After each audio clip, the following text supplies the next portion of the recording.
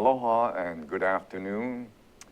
My guest this afternoon is Jesus Puerto, and we are going to talk today about the reopening of Cuba and the travel process and the opportunities in Cuba.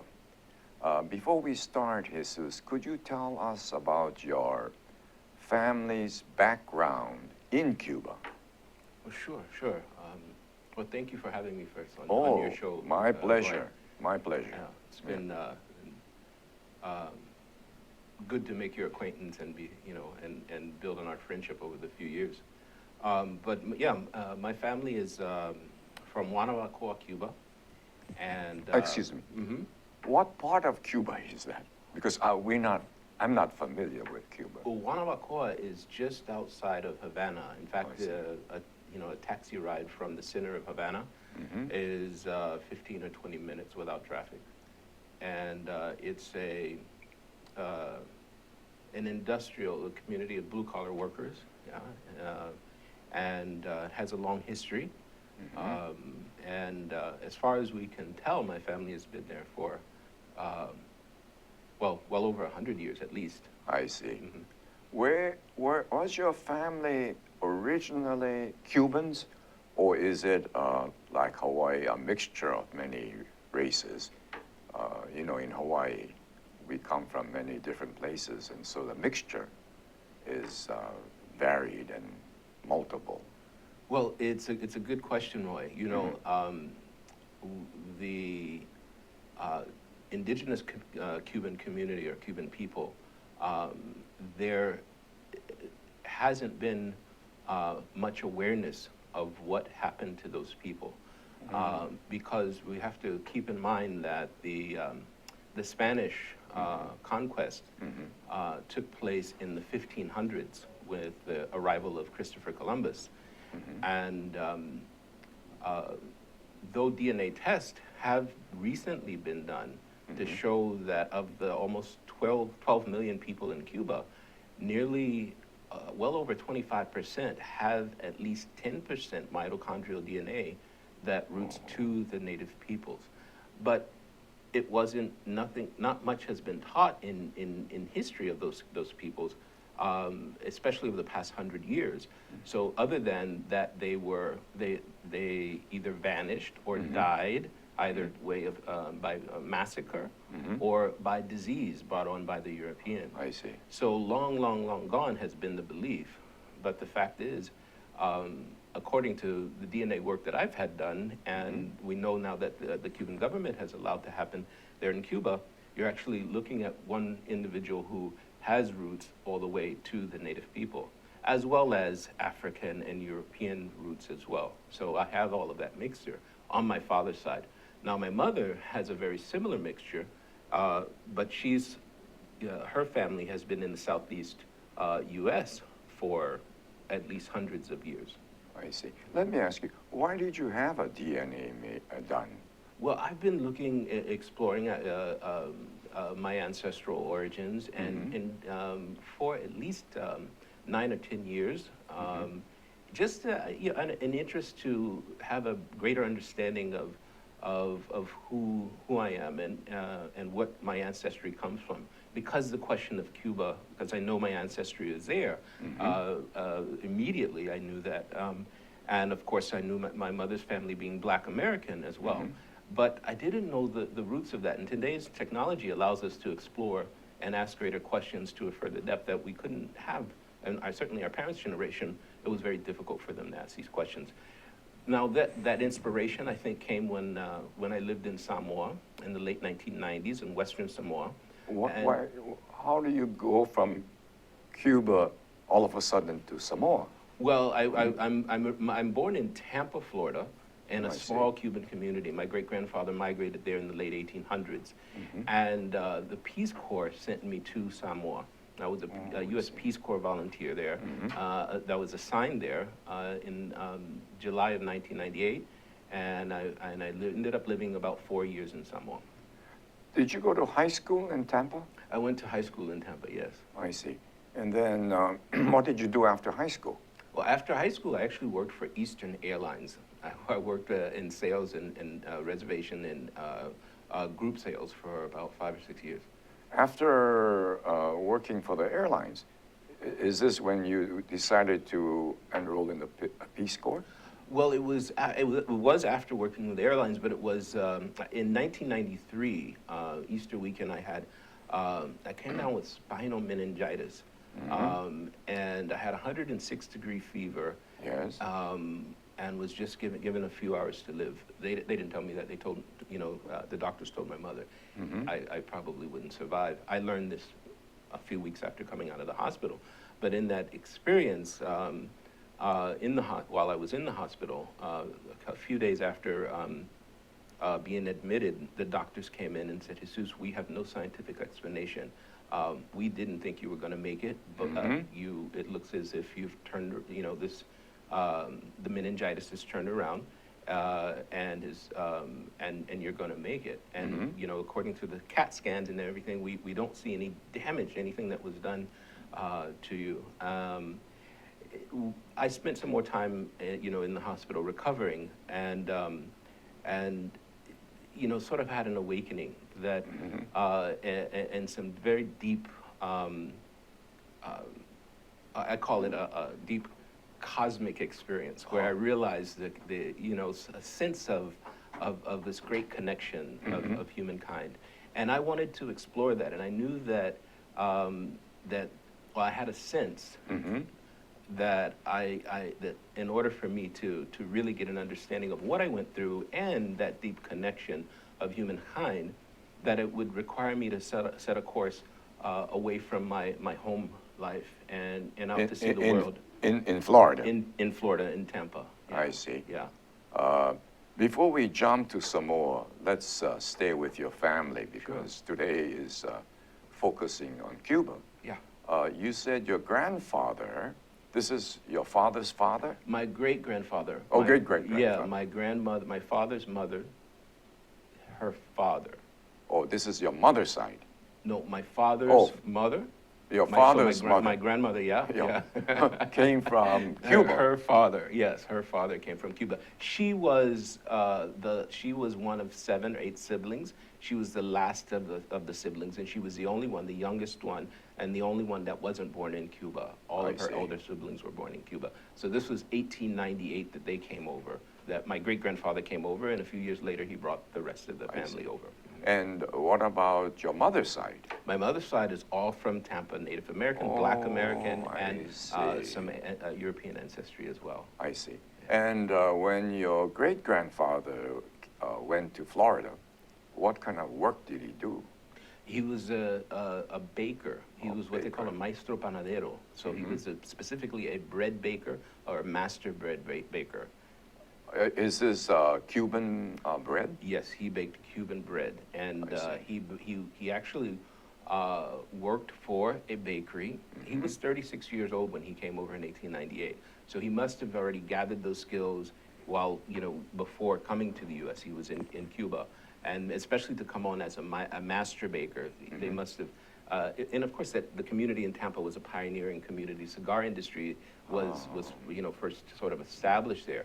For the United States, and so there was this pioneering community, this movement of Cubans coming over and going back and forth, actually.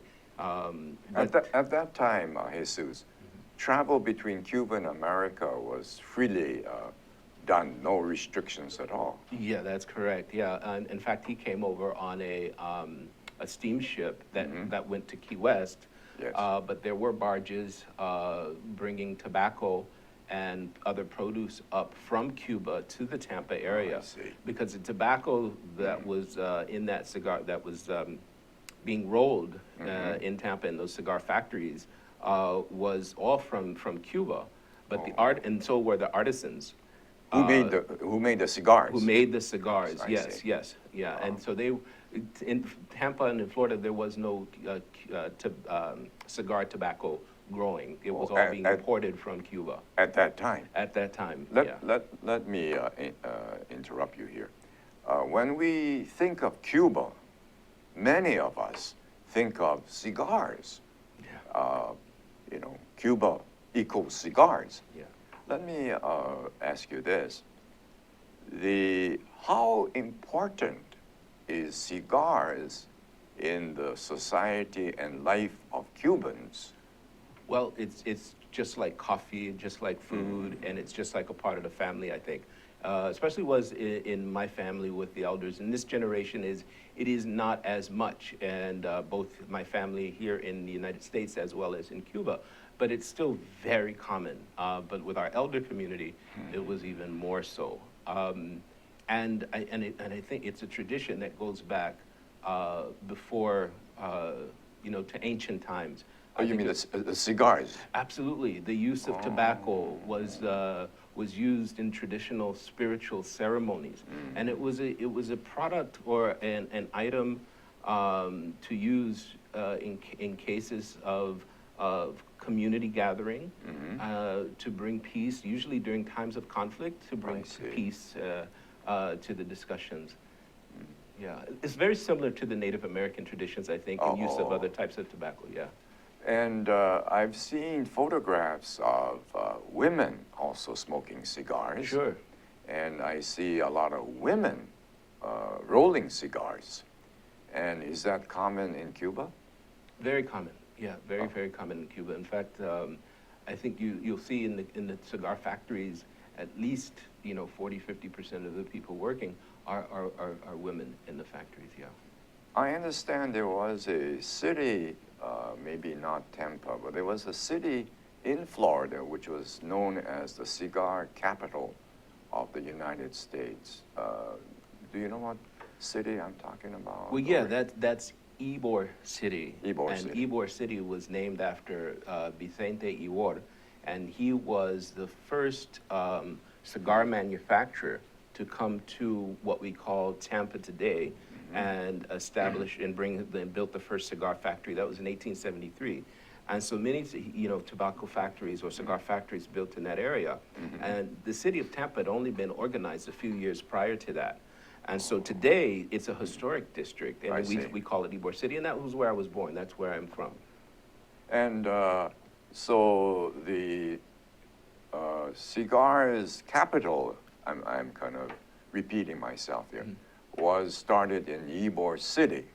And is it still a cigar capital in America? Well, I think it was known as the cigar capital of the world. Oh, the world. And even Tampa was right through the 1960s. But I think, as I understand the history correctly, and I know that personally with my family, right up until about 1960, that industry collapsed just at that point. And I believe it must have been related to, the Fidel Castro and the Cuban Revolution taking place in Cuba, and then the imports of tobacco products got cut off. That was even more so a result of the U.S. embargo, I suppose, because it was the embargo that didn't allow for the products to be brought in from Cuba anymore. Yeah, and so then that really shut down that industry in the Tampa area. Let me go back to your Peace Corps experience in Samoa. Yeah. Did you have a choice as to going to Samoa, or did the Peace Corps say, Jesus, you go to Samoa? I didn't have a choice. I was, in fact, when the letter came, it was really funny. My acceptance letter for Peace Corps, I received on, I think it was June the 3rd, 1998. It was dated May the 29th, which was my birthday. So that was a real affirmation that I should take this step, which was a huge step. Not many of my friends or family really supported. They didn't understand that decision. And it was funny too, because the Peace Corps let us take a break here. Oh, yeah. And then we'll come back. If any of you have any questions, please tweet us at ThinkTech Hawaii, and we'll be back. Hi, I'm Donna Blanchard. I'm the host of Center Stage here on ThinkTech Hawaii. Center Stage airs every Wednesday at 2 o'clock, and of course you can check out our archives on YouTube or on ThinkTech Hawaii anytime you like. Why should you do that? Because this is an arts show that I believe is making a difference in lives. We talk with artists of various ilk. We talk with painters and writers, playwrights, novelists, poets, sculptors, dancers, you name it, directors, actors, of course. And we don't only talk about what people do, but we talk about how they do it. And my favorite part of the conversation, we talk about why they do it. And it's really common on this show to hear people say, wow, I didn't think about it that way. And it's very common to hear people afterwards who have seen the show say the same thing. And I hear all the time that people are inspired by the conversations that we have. So why don't you join us and be inspired too? That's Center Stage on Wednesdays at 2 o'clock. We'll see you Center Stage. We're back again, and my guest this afternoon is Jesus Puerto. He has family connections to Cuba, and the reason for Jesus being my guest today, as we all know, the diplomatic relations between Cuba and the United States has reopened, and there have been some ceremonies held in both Washington and Havana. Before we took a break, Jesus, you mentioned the Peace Corps experience in Samoa. Maybe you can briefly talk about that, and I want to get to other subjects. Sure.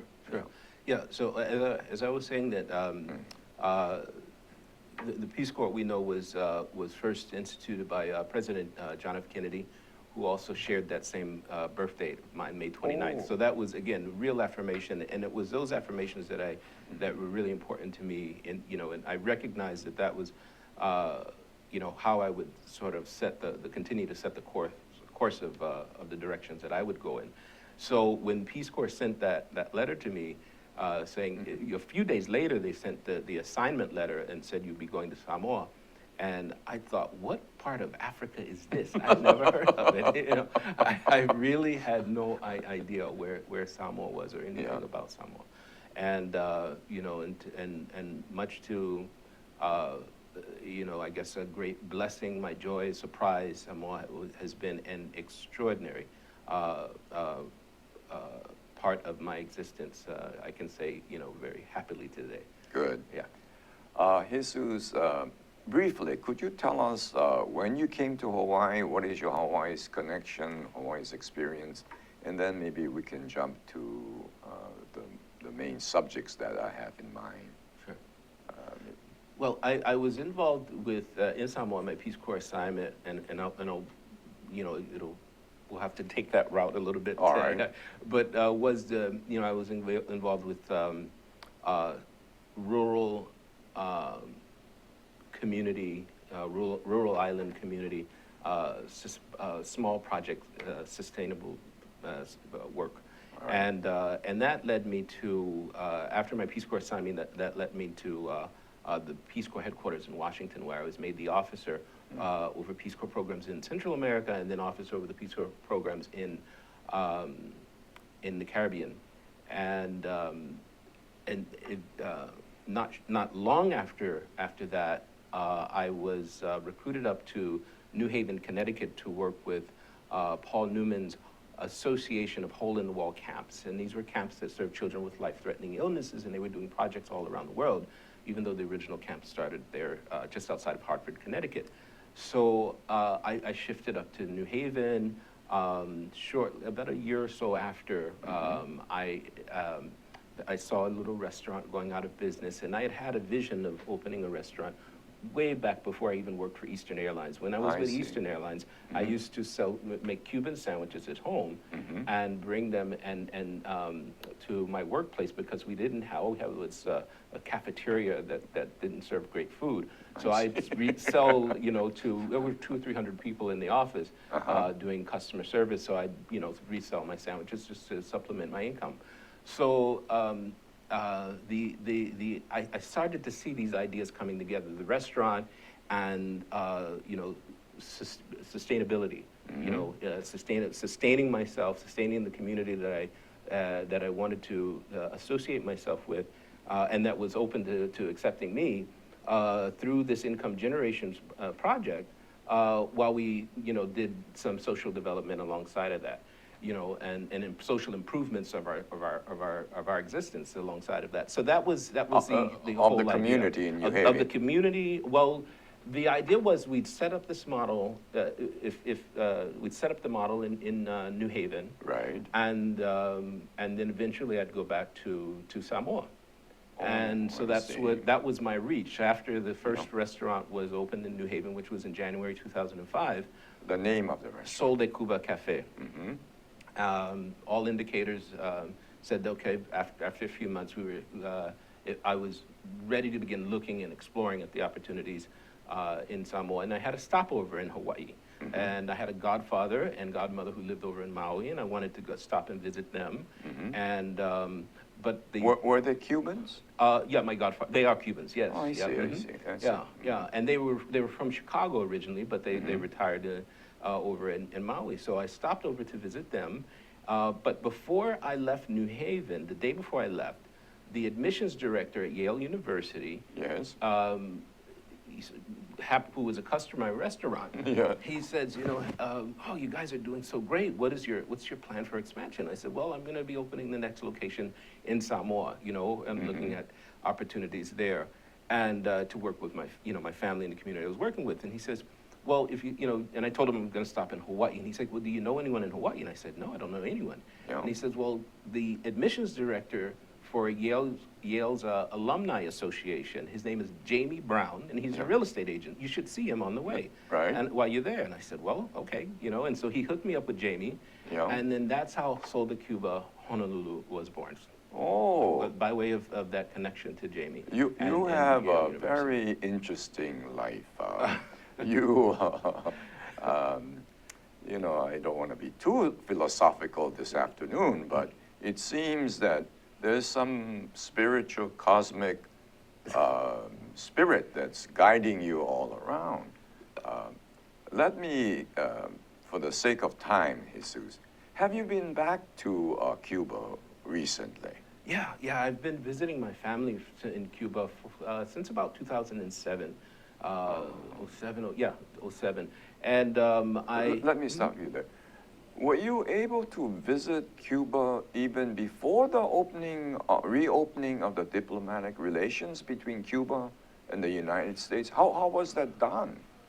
Well, I didn't know any better. I was just visiting some friends in the Dominican Republic. Yes. And, one friend, long story short, Right. I learned about a flight to Havana, so I went over to visit, from Santo Domingo. And, But how did you enter? Did you have the proper visa? Yes, you can. The Cuban government is always open to welcoming guests, so the visa from the Cuban government is not a problem. Oh, I see. Yeah. So even before this recent 2 weeks or 3 weeks ago of the diplomatic relations being reestablished, you could have gone into Cuba without any problem. Well, as a Cuban American who has family to visit, I believe that was okay. I know for absolutely that in 2009, President Obama did a broad relaxation of restrictions, which further relaxed the opportunities for Cuban Americans to visit their families in Cuba, but also to be able to share resources with them, including financial resources, which for over 50 years we couldn't do. We couldn't even, give our families in Cuba $100. But President Obama relaxed that to allow us to be able to share with them, and then that, as well as begin to take cultural trips as well. That was open to more Americans, I think, in 2011 or so. And then in 2012, May of 2012, I took my first group from Hawaii. We did a cultural exchange. We took folks from Hawaii who were interested in environment and the discussion of climate change. Yeah. So we took them over, and then we also brought over from Cuba a specialist, a permaculture specialist, Yes. who works with he's a fellow at the Antonio Nunez Jimenez Foundation for Nature and Humanity. And In Cuba? In Cuba, and his name is Roberto Perez. Yes. And Roberto, and that foundation is a counterpart foundation to our foundation, Cubana COA, which is based here in Honolulu, Hawaii. And we seek to build, bridge, and bring more awareness to the connection between peoples, the cultures, the values of peoples between Southeast Asia, the Pacific, and the Caribbean. Now, if you're not a Cuban or don't have Cuban families or families in Cuba, and you return to the United States, do you experience any issues, immigration issues? I don't think you do any more than returning from any other country. No, and especially, over the past few years with the relaxation of restrictions, no, you shouldn't have. But you shouldn't bringing things from Cuba that you're not permitted to bring, of course. I see. And so you shouldn't have to worry about that. And especially going into Cuba, which a lot of Americans are concerned with, the Cuban government, again, is in my experience and in the experience that we've had with our groups that have gone over, is very open, very, very interested in exchanging and in allowing Americans to mingle with Cubans. So it's been a very, very, very positive experience so far. What is prohibited? What items are prohibited in bringing back to the United States? I think you can only. Well, I don't know what's prohibited. I think for example, one of the items that many Americans are interested in bringing from Cuba is cigars. Right. And I believe President Obama relaxed restrictions earlier this year, allowing us now to be able to bring over some cigars and even rum in limited quantities, very limited quantities. Don't quote me on the amounts, but because I'm not sure. But very limited quantities. But we can now, and that we haven't been able to do that for a long time. I see. Yeah. Jesus, let me ask you this on behalf of all the cigar smokers in America. Is the quality of the cigars, Cuban cigars, similar or better than the American cigars, if you can answer that? Well, I think most of the American cigars are machine-made, and one of the great things about the Cuban cigar is that they're following traditions that go back hundreds of years, all still handmade. I see. And the quality of the growing as well, the climate. There's something about the climate in Cuba, very similar to the climate here in Hawaii. So the agriculture, not just tobacco, but coffee, cocoa, sugarcane. All these things are really, really, really abundant and a big part of the staples of Cuban people as well. Yeah. Now, rum is essentially sugarcane, isn't it? I think yes. Yeah. I'm not sure, but yes. Yeah. So you now can, I was going to say, freely bring in more Cuban rum than we were able to do in the past. Most definitely, yes. I see. Again, I don't think we can at this point bring in commercial quantities. Right. But we certainly can allow a bottle or two. Yeah. I see. You mentioned just briefly.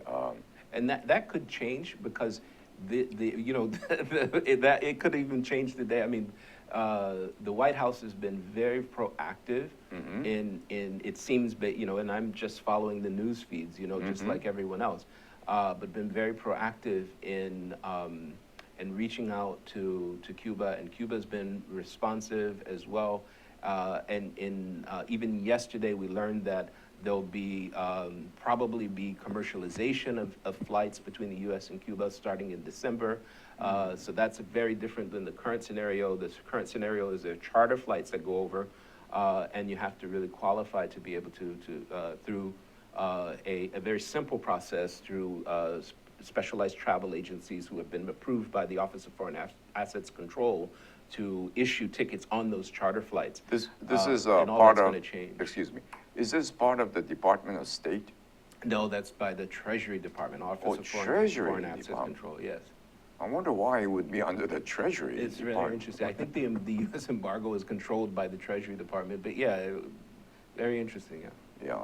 Maybe, Jesus, this is just a humorous comment on my part, but maybe we should start a import-export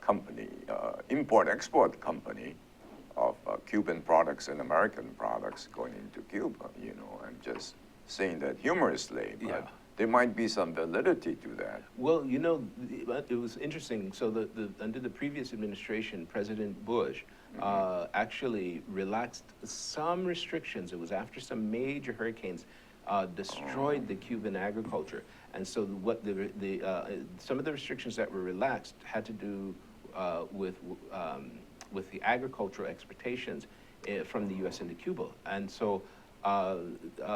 It wasn't easy, and it still isn't today, because the credit those U.S. companies that export the ag, they're not allowed to give credit to the Cubans. So the transaction is a very difficult transaction. However, it is still possible, and some of the agriculture includes ag commodities. One of the ag commodities is, of course, food products, even packaged products.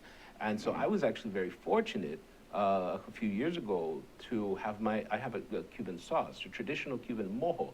And mojo is a garlic, citrus, vinegar-based marinade. It's under the Cuba Cafe brand. Right. And we actually have products for the first time, Cuban-branded products in Cuba, in the shelves, grocery shelves in Cuba. I see. Yeah. Let me ask you, I read articles saying that there aren't enough American standard hotels in Cuba yet. So if the tourists were to go to Cuba, or businessmen were to go to Cuba, where would they stay? Well, the hotels, in my experience, you know, there's a range of hotels and homestays in Cuba, and along with a range of prices associated with those experiences.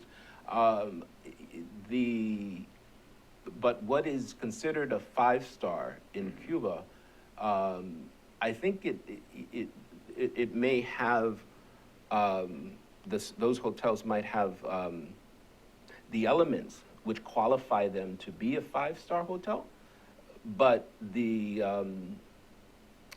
just might be a little bit outdated or worn down. I see. That's, I think, the best way for me to describe that experience. But I think my recommendation, if I may give to anyone interested in that will be traveling to Cuba, is to explore the opportunities to do a homestay, because they're very reasonably priced. And I believe Airbnb is now offering opportunities. I don't know how they're completing those transactions, but I believe that's happening. But you can find, there's a website that I recommend as well called Cuba Junkie, you know, cubajunkie.com, I believe it is. And it really is, you can find a lot of good information there on ways to travel. I don't know if We will take a break again. We welcome any questions. This is a wonderful opportunity to talk to someone like Jesus, who has been in Cuba recently. And so you can tweet us at ThinkTech Hawaii. We'll now take a short break. Aloha, I'm Keli'i Akina, president of the Grassroot Institute and host on Ehana Kako, a weekly program on the ThinkTech Hawaii broadcast network. Ehana Kako means let's work together. Think of the sad alternative, let's not work together. Here in Hawaii, with all of our diversity and the richness of the people, it's important for us to come together around issues on the basis of what's right and what's good and what's going to serve the common good. And that's what we try to do at Ehana Kako. Every week, we interview movers and shakers, people in government, business, and other sectors of society to talk about how to create together a better government, economy, a better world here in Hawaii that can bless the rest of the world. I thank you for your attention to ThinkTech Hawaii, and we look forward to seeing you every Monday, 2 to 3 p.m. on the ThinkTech Hawaii Broadcast Network. We're Ehana Kako, and we wish you well. Aloha. Welcome back again. My guest this afternoon is Jesus Puerto, and he has been to Cuba recently, so he has real life experience going into Cuba and coming out. We will try to spend the rest of this afternoon talking about tourist activities in Cuba and business opportunities in Cuba. Let me ask you, we spoke briefly about hotels, and you've given the names of websites that you can contact to get more information about hotels. Let me ask you this now, Jesus. Once a tourist goes into Cuba, what is there for a tourist to do in Cuba? You know, it's so similar to Hawaii. Yeah. Why would someone from Hawaii go to spend time on the beach in Cuba? What is there that would attract someone from Hawaii or the mainland to go to Cuba as a tourist? Well, in terms of day-to-day culture, you know, and the way that the modern Cuban lives, there's a lot of similarities to that in Hawaii.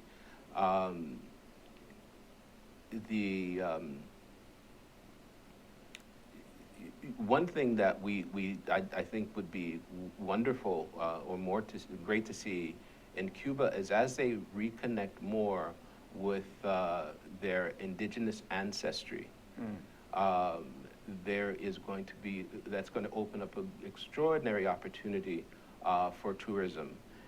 It's going to open up even more ideas about sustainable living, because we have wonderful examples here in the Pacific, especially here in Hawaii, about sustainable living, sustainable ag, and even sustainable business. And Cuba has already got some really great examples and have moved in that direction after 1990. But there may be opportunity to, I'm sure there are opportunities to broaden that understanding more in context of ways of living, going back to the traditional experience, and then taking that story and sharing that within the tourist industry. I see. Let me ask you, are those activities government sponsored or is it private sponsored? I think right now in Cuba, most of the activities are government sponsored. There are Europe has been, you know, there are Spanish companies and French companies that have been engaged in business in Cuba in partnership with the Cuban government for many years. What I recommend for really good in-depth understanding of the current economic situation in Cuba is to go to the website of the Harvard Review, which yesterday they produced a report, and I reviewed the report, and it's an excellent and even quick review of the current situation there. You know, I can speak on terms of what I've witnessed, Yes. and I've engaged just a little bit the products, as I mentioned before, Right. of our commodity, you know, being able to sell as an American company agricultural commodities. Right. My commodities were sold to a broker that was in the United States who had an established relationship with the Cuban government. Yeah, but it's very difficult to get that, and it's going to be difficult for Americans, but it's not impossible. And I think once that embargo is gone, Yes. that of course is going to, you know, Cuba. I believe Cuba is going to open us with open arms, as long as our American businesses go in with respect to the economic systems that are in place in Cuba, and there have been many reforms over the past 5 or 6 years, and to respect those systems that are in place. What kind of currency do you use if I were to go to Cuba? Can you take in dollars? And right now, there are two forms of currency in Cuba. There's the Cuban convertible peso, Yeah. which is called the CUC, and then there is the national peso. And the national peso is used by local people, by Cuban people. Yes. The tourist or non-Cuban or the foreign community should only be engaged in using the CUC. So do I go to the Havana airport and have it exchanged to the correct and proper currency in Cuba? Exactly. All right. Exactly. And then And it's the only place that you can get it exchanged. I don't believe that you can get CUC anywhere outside of Cuba. Oh, I see. Let me ask you, is there a limitation as to the amount that you can bring into Cuba? I believe just like most countries, there's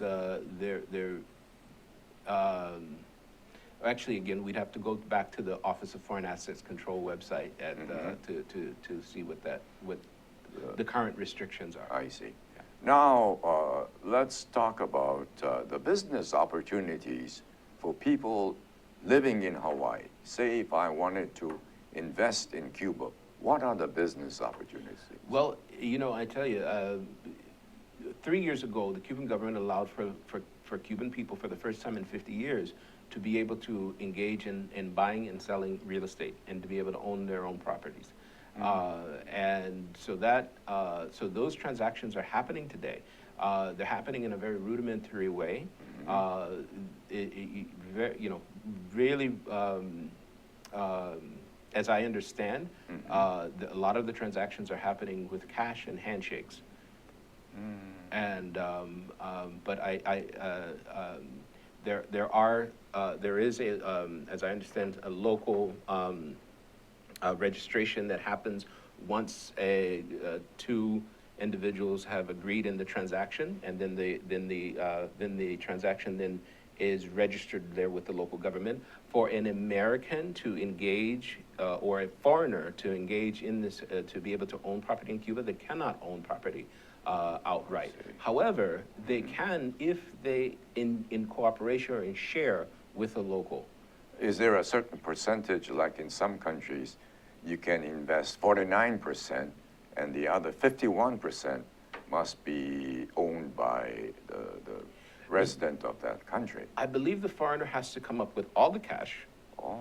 And then the local would, maybe it be split 50-50, that part I'm not sure, but the foreigner would have to come. The Cuban doesn't have, the typical Cuban doesn't have the access to huge sums of cash, you know. I see. I believe the average income for a Cuban citizen is about $20 to $30 per month.